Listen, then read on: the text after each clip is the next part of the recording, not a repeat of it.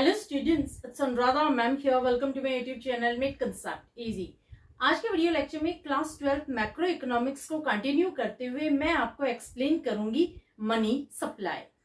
देखो, money supply ये most important topic है सीयूईटी पॉइंट ऑफ व्यू से भी और सीबीएसई पॉइंट ऑफ व्यू से भी। तो पूरा वीडियो लेक्चर स्टार्टिंग से एंड तक फुल कंसंट्रेशन के साथ देखना ताकि मनी सप्लाई आपको अच्छे से क्लियर हो जाए। आज के वीडियो लेक्चर में मैं आपको मनी सप्लाई से रिलेटेड 4 चीजें डिटेल में एक्सप्लेन करूंगी। पहला है मीनिंग ऑफ मनी सप्लाई, दूसरा है फीचर्स ऑफ मनी सप्लाई, तीसरा है कंपोनेंट्स ऑफ मनी सप्लाई और चौथा है मेजर्स ऑफ मनी सप्लाई। ये चारों पॉइंट आज के वीडियो लेक्चर में मैं आपको डिटेल्ड वे में इजीएस्ट मैनर में एक्सप्लेन करूंगी। सबसे पहले मैं आपको बताती हूँ meaning of money supply. Money supply refers to total volume of money held by public at a particular point of time in an economy। देखो, इस डेफिनेशन का मतलब क्या हुआ कि एक इकोनॉमी में लोगों के पास पर्टिकुलर पॉइंट ऑफ टाइम पर टोटल कितना पैसा है उसे कहते हैं मनी सप्लाई। इस डेफिनेशन में 2 चीजें बहुत इंपॉर्टेंट है, एक है पब्लिक और दूसरा है पर्टिकुलर पॉइंट ऑफ टाइम। ये दोनों चीजें मैं आपको समझा रही हूं कि ये क्या होती हैं। पहले मैं आपको पब्लिक बताती हूं। देखो, पब्लिक में 2 तरह के लोग आते हैं। पहले आते हैं money using sector, money using sector, और दूसरे आते हैं money creating sector, money creating sector. Money using sector में कौन आते हैं? इसमें आते हैं इंडिविजुअल्स, इंडिविजुअल्स यानी आप और हम। दूसरे इसमें आते हैं बिजनेस फर्म्स, बिजनेस फर्म्स। दूसरा जो मनी क्रिएटिंग सेक्टर है इसमें आते हैं बैंक, बैंक दोनों तरह के हैं, कॉमर्शियल बैंक भी है और सेंट्रल बैंक भी है, दोनों ही तरह के बैंक आएंगे। कॉमर्शियल बैंक यानी जो बैंक लोगों के साथ डीलिंग करते हैं वो कमर्शियल बैंक होते हैं, और सेंट्रल बैंक यानी आरबीआई, दोनों बैंक आएंगे। और इसमें आएगी गवर्नमेंट। अब देखो, इसमें हम सिर्फ मनी यूजिंग सेक्टर ही इंक्लूड करेंगे, जो मनी क्रिएटिंग सेक्टर है उसे हम एक्सक्लूड कर देंगे। मनी यूजिंग सेक्टर का मतलब क्या हुआ कि इसमें इंडिविजुअल आएंगे और दूसरा बिजनेस फर्म्स आएगी। इसमें हम बैंक और गवर्नमेंट को नहीं लेंगे। क्यों नहीं लेंगे बैंक और गवर्नमेंट को? क्योंकि ये मनी क्रिएटिंग सेक्टर है, ये सोर्स है मनी के। तो आपको क्लियर हुआ मनी सप्लाई क्या इंक्लूड करती है? मनी सप्लाई इंक्लूड करती है मनी हेल्ड बाय पब्लिक, और पब्लिक में हम सिर्फ मनी यूजिंग सेक्टर को ही इंक्लूड करते हैं, मनी क्रिएटिंग सेक्टर को हम एक्सक्लूड कर देते हैं। अब दूसरा पॉइंट बता रही हूं, at a particular point of time. देखो, जो मनी सप्लाई है ये एक स्टॉक कंसेप्ट है, ये फ्लो कंसेप्ट नहीं है। क्योंकि जब मनी सप्लाई को मेजर किया जाता है, कैलकुलेट किया जाता है, तो उसे हमेशा at a particular point of time पर कैलकुलेट किया जाता है, ना कि over a period of time पर। जैसे देखो, स्टॉक कंसेप्ट में हम लेते हैं कि 31 जैन को स्टॉक ऑफ गुड्स क्या था एट 6 PM। और अगर हम फ्लो कंसेप्ट देखेंगे तो किस तरह का एग्जाम्पल होगा कि पूरी जनवरी में कितनी गुड्स प्रोड्यूस की गई। तो यहाँ पर जब हम मनी सप्लाई को मेजर करते हैं तो इसे हमेशा at a particular point of time पर मेजर किया जाता है, ना कि over a period of time पर। अब आपको जब डेफिनेशन अच्छे से क्लियर हो गई तो इसमें आप 2 फीचर लिख सकते हैं। क्या क्या फीचर लिखेंगे और कैसे लिखेंगे? देखो, शॉर्ट फॉर्म में तो मैंने फीचर लिख रखा है, आप किस तरह से लिखेंगे? आप लिखेंगे money supply is the money held by public. The term public includes money using sector only. इसमें आप 2 एग्जाम्पल दे देना, इंडिविजुअल और बिजनेस फर्म। इसके बाद आप लिखेंगे it excludes money creating sector, for example bank and government. ये हो गया पहला फीचर। फिर आप सेकंड फीचर लिख देंगे money supply is a stock concept. Stock concept क्यों है? क्योंकि money supply is measured at a particular point of time note over a period of time. तो समझ आया? सबसे पहले आप क्या करेंगे, सबसे पहले आप मनी सप्लाई की डेफिनेशन लिखेंगे और इसके बाद आप मनी सप्लाई के दो फीचर लिखेंगे। क्लियर? अब मैं आपको बता रही हूं कंपोनेंट्स ऑफ मनी सप्लाई। देखो, मनी सप्लाई के दो कंपोनेंट हैं। पहला कंपोनेंट क्या है, करेंसी विद पब्लिक, और दूसरा कंपोनेंट है डिमांड डिपॉजिट विद बैंक। अब ये दोनों क्या होते हैं, ये मैं आपको डिटेल में बता रही हूँ। पहला कंपोनेंट एक्सप्लेन कर रही हूँ, currency with public. Currency with public का मतलब क्या हुआ कि लोगों के पास कितनी करेंसी मनी है। करेंसी मनी में दोनों ही चीजें आती हैं, पेपर नोट्स भी और कॉइन्स भी। देखो, जो करेंसी मनी है, करेंसी मनी में दोनों ही चीजें इंक्लूड होंगी। कौन कौन सी दोनों चीजें हैं, पेपर नोट्स भी, पेपर नोट्स, और दूसरे होंगे कॉइन्स। ये दोनों ही चीजें ऐड करके हम बोलते हैं करेंसी मनी। पेपर नोट में कौन कौन से नोट आप सर्कुलेशन में देखते हैं, 5 रुपए के नोट से शुरू होते हैं। 5, 10, 20, 50, 100, 200 और 500 के नोट, यही आज के टाइम में सर्कुलेशन में है। तो पेपर करेंसी कौन कौन सी है, 5 रुपए से शुरू होकर के 500 रुपए तक, ये सारी पेपर करेंसी है। और कॉइन में जो हम देखते हैं, कॉइन आते हैं 1, 2, 5, 10 और 20। यही सिक्के देखते हो ना आप, 1 रुपए के सिक्के से लेकर 20 रुपए के सिक्के आज सर्कुलेशन में है। तो लोगों के पास जितने भी करेंसी नोट, जितने भी कॉइन है, उन सबका टोटल करके मेजर किया जाता है, टोटल करके कैलकुलेट किया जाता है। तो मनी सप्लाई कैलकुलेट करने के लिए हम सबसे पहले करेंसी विद पब्लिक कैलकुलेट करते हैं, जिसमें आते हैं करेंसी नोट और कॉइन्स। करेंसी नोट में 5 रुपए से नोट स्टार्ट होते हैं और 500 रुपए तक नोट चलते हैं। इसी तरह कॉइन में 1 रुपए से कॉइन स्टार्ट होता है और 20 रुपए के कॉइन तक आते हैं। तो सारे पेपर नोट प्लस सारे कॉइन, इन सब का टोटल करके मेजर किया जाता है मनी सप्लाई को। तो ये मनी सप्लाई का फर्स्ट कंपोनेंट है। क्या मनी सप्लाई का फर्स्ट कंपोनेंट है कि कितनी करेंसी लोगों के पास है, वो सारी करेंसी टोटल की जाती है। अब देखो, करेंसी मनी के दो और नाम हैं, ये भी आपको ध्यान रखने हैं। एक नाम है फिएट मनी, फिएट मनी, और दूसरा नाम है legal tender money, legal tender money. ये मैं आपको लास्ट वीडियो लेक्चर में बता चुकी हूँ, लीगल टेंडर मनी क्या होती है। फिएट मनी और लीगल टेंडर मनी ये दोनों ही करेंसी मनी के नाम हैं। कई बार 1 मार्कर में ये भी पूछा जाता है कि फिएट मनी का दूसरा क्या नाम है, तो फिएट मनी का दूसरा नाम है करेंसी मनी, और लीगल टेंडर मनी का नाम भी करेंसी मनी है। फिएट मनी और लीगल टेंडर मनी का मतलब क्या होता है कि वो मनी जो गवर्नमेंट और मॉनेटरी अथॉरिटीज ने डिक्लेयर की है एज मनी, उसे हम कहते हैं फिएट मनी और लीगल टेंडर मनी।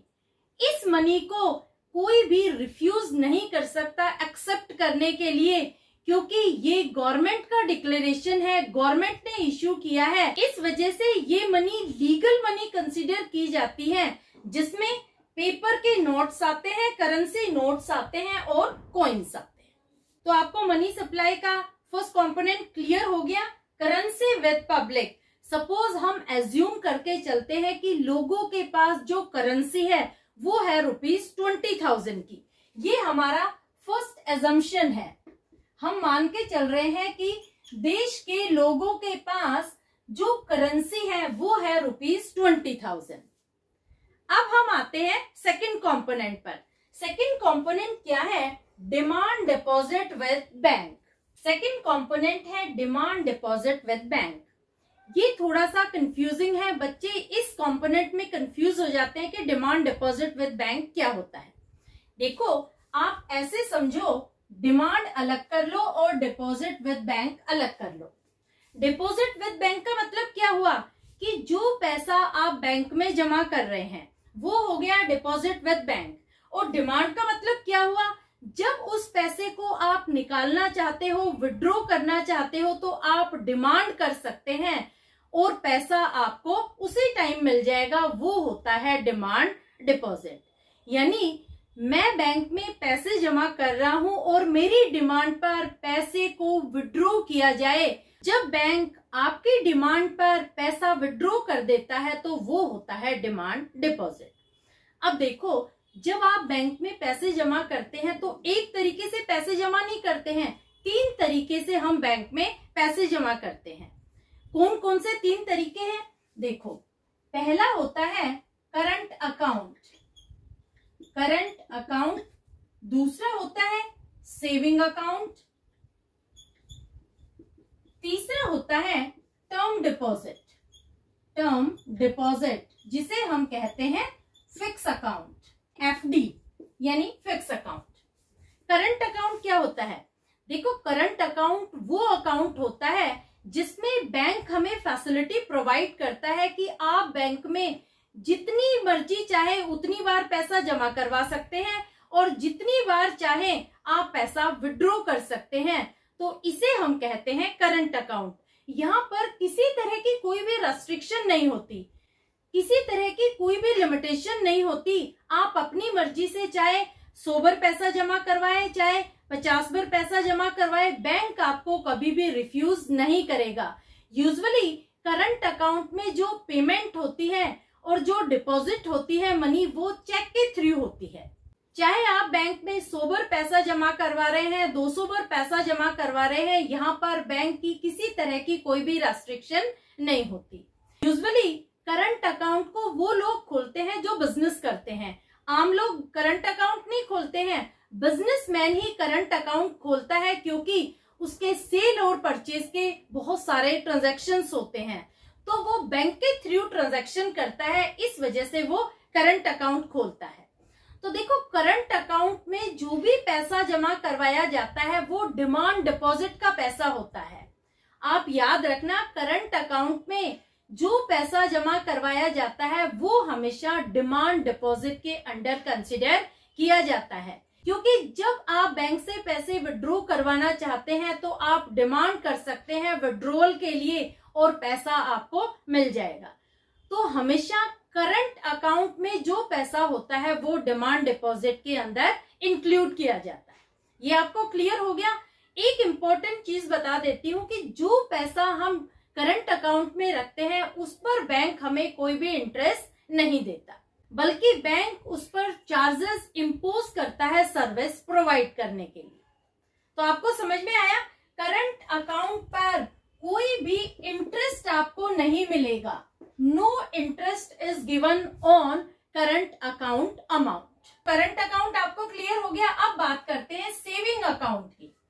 देखो, सेविंग अकाउंट भी करंट अकाउंट से मिलता जुलता है, लेकिन इसमें कुछ रेस्ट्रिक्शंस होती है। यानी आप अपनी मर्जी से बहुत बार पैसा नहीं निकाल सकते और अपनी मर्जी से बहुत बड़ी अमाउंट भी जमा नहीं करवा सकते। यहाँ पर बैंक की कुछ पॉलिसी होती है, कुछ रूल्स होते हैं, उनके अकॉर्डिंग ही आप विड्रॉल कर सकते हैं और आप अमाउंट डिपॉजिट कर सकते हैं। यहाँ पर बैंक आपको इंटरेस्ट अलाउ करता है, एक स्मॉल अमाउंट में इंटरेस्ट अलाउ करता है, लेकिन सेविंग पर आपको बैंक इंटरेस्ट देता है। तो यहाँ पर आपको इंटरेस्ट मिलेगा, यहाँ पर बैंक आपको इंटरेस्ट देगा। सेविंग अकाउंट यूजुअली वो लोग खोलते हैं जो एम्प्लॉयमेंट करते हैं, जॉब करते हैं, नौकरी करते हैं, क्योंकि उनकी जो मंथ की सैलरी होती है वो बैंक में आ जाती है। तो हर महीने उनका बैंक में पैसा आ रहा है, ऐसा नहीं कि रोजाना वो बैंक में पैसा डाल रहे हैं। अगर रोजाना पैसा डालेंगे और निकालेंगे तो वो करंट अकाउंट होगा, लेकिन अगर सेविंग अकाउंट में मंथली, वीकली, फिर 15-20 दिन में इस तरह के अगर ट्रांजैक्शन कर रहे हैं तो वो सेविंग अकाउंट में होंगे। सेविंग अकाउंट में आपको कुछ अमाउंट इंटरेस्ट मिलता है। तो सेविंग अकाउंट में जो पैसा हम डिपॉजिट कर रहे हैं, जब हम उसकी डिमांड करते हैं तो बैंक हमें वो पैसा दे देता है। तो हमारी डिमांड पर जब हमें पैसा मिल जाता है तो उसे हम कहेंगे डिमांड डिपॉजिट। तो सेविंग अकाउंट को भी आप कंसीडर करेंगे डिमांड डिपॉजिट में। करंट अकाउंट और सेविंग अकाउंट, इन दोनों ही अकाउंट को हम डिमांड डिपॉजिट में कंसीडर करते हैं। अब तीसरा आता है टर्म डिपॉजिट। टर्म डिपॉजिट क्या होता है? देखो, जब आप बैंक में एफडी करवाते हैं, एफडी यानी फिक्स डिपॉजिट, एक बार आप पैसा बैंक में जमा करवा देते हैं और मैच्योरिटी पर ही आप पैसे को विड्रॉ करेंगे, वो होती है फिक्स डिपॉजिट। इसका दूसरा नाम है टर्म डिपॉजिट। इसे आप कभी भी डिमांड डिपॉजिट में इंक्लूड नहीं करेंगे। जो टर्म डिपॉजिट है ये कभी भी डिमांड डिपॉजिट में इंक्लूड नहीं होती, क्योंकि ये आपकी एज पर डिमांड पैसा नहीं मिलता। एक बार आपने बैंक में पैसा जमा करवा दिया, उसकी एफडी करवा दी, तो उस पर फिक्स रेट ऑफ इंटरेस्ट मिलता है। और अगर आप बीच में एफडी तुड़वाते हैं तो इसमें आपका लॉस होता है। यहाँ पर अगर करंट अकाउंट और सेविंग अकाउंट, इन दोनों में आप अमाउंट विड्रॉ करेंगे तो यहाँ पर कोई लॉस नहीं होगा। लेकिन अगर आप टर्म डिपॉजिट में अपनी एफडी तुड़वा करके पैसा लेते हैं तो आपका लॉस होता है। इस वजह से हम कभी भी टर्म डिपॉजिट को डिमांड डिपॉजिट में कंसीडर नहीं करते। तो समझ आया आपको? डिमांड डिपॉजिट विद बैंक में हम दो अकाउंट कंसीडर करेंगे, एक है करंट अकाउंट और दूसरा है सेविंग अकाउंट। कभी भी टर्म डिपॉजिट को हम डिमांड डिपॉजिट विद बैंक में इंक्लूड नहीं करेंगे। तो ये आपको क्लियर हो गया अच्छे से? ये बहुत इंपॉर्टेंट है आपको क्लियर होना, क्योंकि जब आप मनी सप्लाई कैलकुलेट करेंगे तो ये सारे कंफ्यूजिंग पॉइंट्स आपके सामने आएंगे। तो आपको वो पैसा लेना है जो करंट अकाउंट में है और वो पैसा लेना है जो सेविंग अकाउंट में। तो यहाँ तक आपको समझ में आ गया। अब देखो, एक बहुत इंपॉर्टेंट चीज बता रही हूँ डिमांड डिपॉजिट विद बैंक से रिलेटेड। जब भी आप डिमांड डिपॉजिट विद बैंक लेंगे तो हमेशा net demand deposit with bank लेंगे, कभी भी gross demand deposit with bank नहीं लेंगे। इसका मतलब क्या हुआ? इसका मतलब ये हुआ कि जो बैंक टू बैंक ट्रांजैक्शन होते हैं उन्हें हम हमेशा एक्सक्लूड कर देते हैं। ये मैं आपको एग्जाम्पल से एक्सप्लेन कर रही हूं। देखो, 3 लोग हैं, ए, बी और सी, ठीक है? और 3 ही बैंक हैं। एक है पीएनबी, एक बैंक है पीएनबी, दूसरा है एसबीआई और तीसरा है आईसीआईसीआई। ये 3 बैंक हैं, ठीक है? 3 लोग हैं, ए, बी, सी और 3 बैंक हैं। देखो, हमारे देश में बहुत सारे कमर्शियल बैंक हैं और लोग अलग अलग बैंक में पैसा जमा करवाते हैं, अलग अलग तरीके से पैसा जमा करवाते हैं। तो इसी एग्जाम्पल को हम लेते हुए समझते हैं। सपोज ए ने अमाउंट डिपॉजिट करवाई है पीएनबी में। ए ने 10,000 रुपए जमा करवाए हैं और जो ये पैसे जमा करवाए हैं ये करंट अकाउंट में जमा करवाए हैं। ये आप ध्यान रखना कि पैसे कौन से अकाउंट में जमा करवाए जा रहे हैं। ए ने 10,000 रुपए करंट अकाउंट में पीएनबी में जमा करवाए हैं। बी ने एसबीआई में पैसे जमा करवाए हैं 5,000 रुपए, लेकिन बी ने सेविंग अकाउंट में पैसे जमा करवाए हैं। और सी ने 50,000 रुपए की एफडी बनवाई है। 50,000 रुपए की एफडी यानी टर्म डिपॉजिट करवाया है आईसीआईसीआई बैंक में। तीनों ने अलग अलग अकाउंट में अलग अलग बैंक में पैसे जमा करवाए हैं। अब देखो, जो बैंक होता है वो क्या करता है? वो हमसे डिपॉजिट एक्सेप्ट करता है और लोगों को लोन देता है। तो बैंक क्या करता है? बैंक प्रॉफिट अर्न करता है। जो प्रॉफिट बैंक अर्न करता है वो दूसरे बैंक में करंट अकाउंट में या सेविंग अकाउंट में रख सकता है। तो हम एज्यूम करके चलते हैं कि जो एसबीआई बैंक है ये पीएनबी में करंट अकाउंट खोल रहा है, ठीक है? और करंट अकाउंट में इसने 4,000 रुपए जमा करवाए करंट अकाउंट में। मैंने क्या कहा? मैंने कहा एसबीआई बैंक ने पीएनबी बैंक में 4,000 रुपए करंट अकाउंट में जमा करवाए हैं। अब हमें नेट डिमांड डिपॉजिट कैलकुलेट करना है। तो मैंने अभी अभी आपको क्या बताया था कि जो पैसा करंट अकाउंट में जमा है वो हम ले लेंगे, जो पैसा सेविंग अकाउंट में जमा है वो हम ले लेंगे, लेकिन जो पैसा एफडी में जमा है वो हम नहीं लेंगे।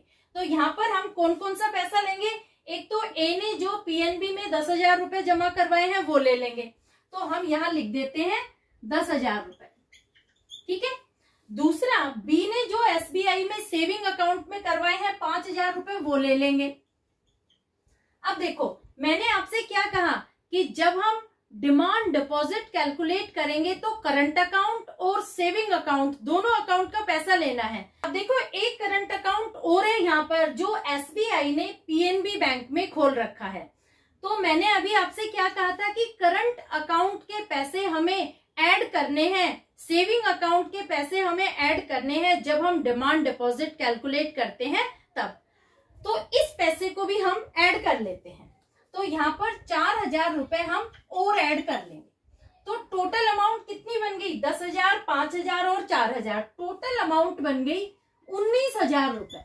19,000 क्या है? 19,000 है ग्रोस डिमांड डिपॉजिट। लेकिन हमें तो नेट डिमांड डिपॉजिट चाहिए मनी सप्लाई कैलकुलेट करने के लिए।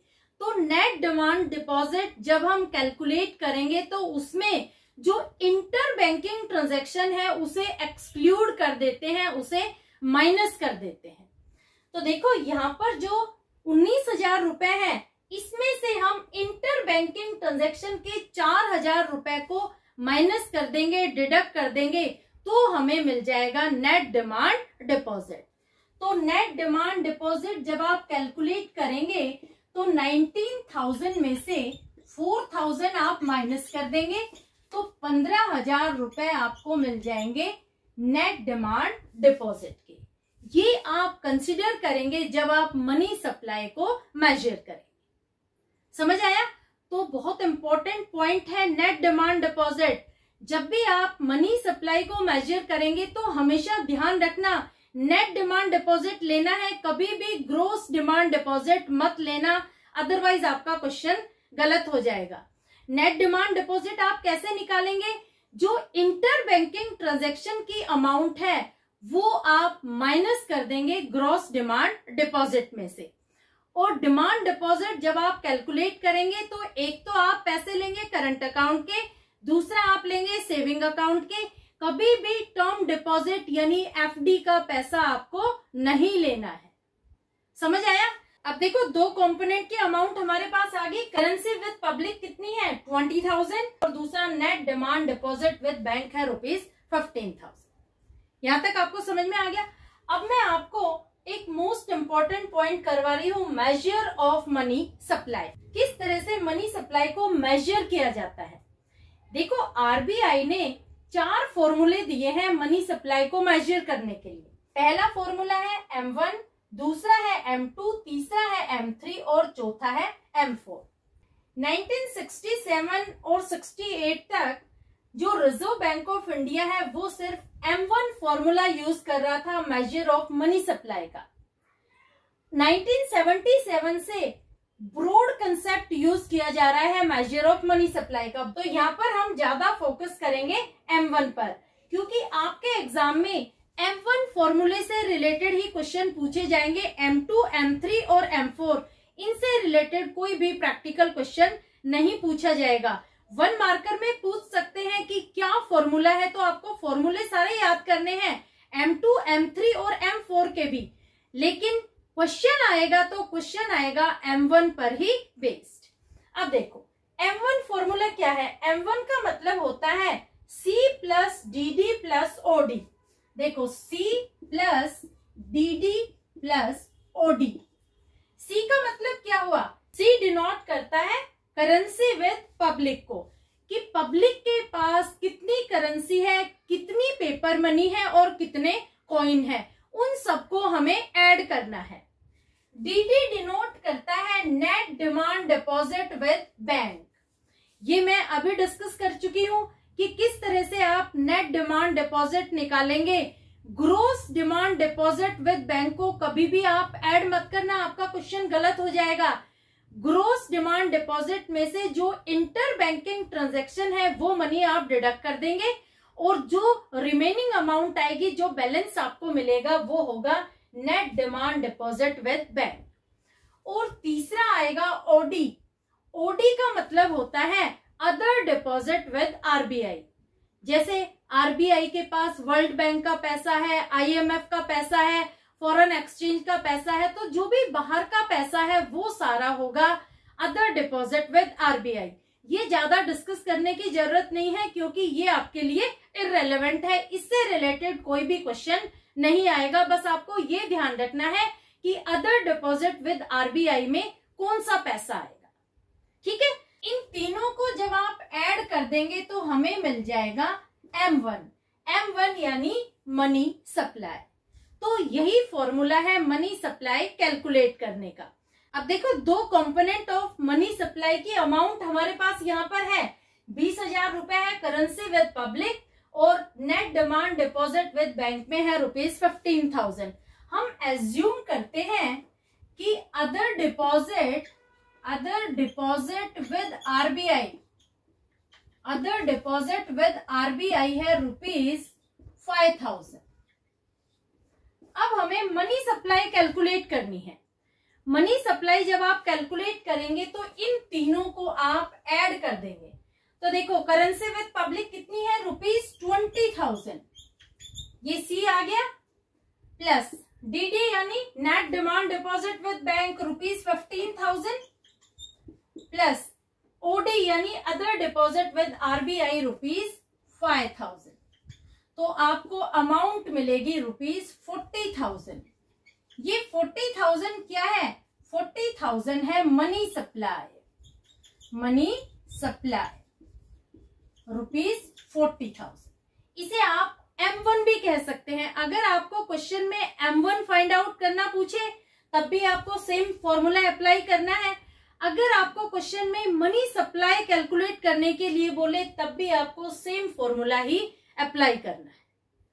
M2, M3 और M4 ये तीनों फॉर्मूले याद कर लेना, लेकिन इनसे बेस्ड क्वेश्चन आपके एग्जाम में नहीं पूछा जाएगा। देखो क्या फॉर्मूले हैं ये आप ध्यान रखना। M2 का फॉर्मूला आरबीआई ने क्या दिया है, M1 यानी ये सारी अमाउंट आप लिखेंगे, इसके बाद आप प्लस करेंगे saving deposit with post office saving bank. यानी जो पैसा पोस्ट ऑफिस के बैंक में जमा है सेविंग डिपॉजिट में, वो भी आप ऐड कर देंगे M1 में, तो आपको मिल जाएगा M2। M3 का फॉर्मूला क्या है, M1 plus time deposit with bank. जब आप M3 कैलकुलेट करेंगे तो उसमें M1 तो आप कैलकुलेट करेंगे ही करेंगे, उसमें आप टर्म डिपॉजिट यानी फिक्स डिपॉजिट का पैसा भी जोड़ देंगे, तो आपको मिल जाएगा M3। M4 कैसे कैलकुलेट करेंगे, M3 plus total deposit with post office saving bank. M4 जब आपको कैलकुलेट करना है तो M3 में जो पैसा आया है वो तो आप लिखेंगे ही लिखेंगे, इसके बाद आप उसमें जोड़ देंगे टोटल डिपॉजिट जो पोस्ट ऑफिस में है सेविंग बैंक में, वो भी अमाउंट आप ऐड कर देंगे, तो आपको मिल जाएगा M4। ये चारों ही इंपॉर्टेंट हैं, चारों फॉर्मूले आप अच्छे से याद कर लेना। M1 से रिलेटेड न्यूमेरिकल आता है और M2, M3 और M4 इन तीनों फॉर्मूलों को कैलकुलेट करने का 1 मार्कर क्वेश्चन जरूर आपके एग्जाम में पूछा जाता है। क्लियर? तो समझ में आ गया किस तरह से मनी सप्लाई होती है, किस तरह से हम मनी सप्लाई को कैलकुलेट करते हैं। तो आज के वीडियो लेक्चर में होपफुली आपको चारों ही पॉइंट अच्छे से क्लियर हो गए होंगे। पहला मीनिंग ऑफ मनी सप्लाई, दूसरा फीचर्स ऑफ मनी सप्लाई, तीसरा कंपोनेंट्स ऑफ मनी सप्लाई और चौथा मेजर ऑफ मनी सप्लाई। अगर कोई क्वेरी हो तो feel free to comment in comment box. Link अपने फ्रेंड्स को भी जरूर शेयर कर देना, क्योंकि देखो मनी सप्लाई ये मोस्ट इंपॉर्टेंट टॉपिक है, जरूर एग्जाम में आता है, तो मैं चाहती हूँ हर बच्चे की क्वेरी अच्छे से क्लियर हो जाए। Thank you so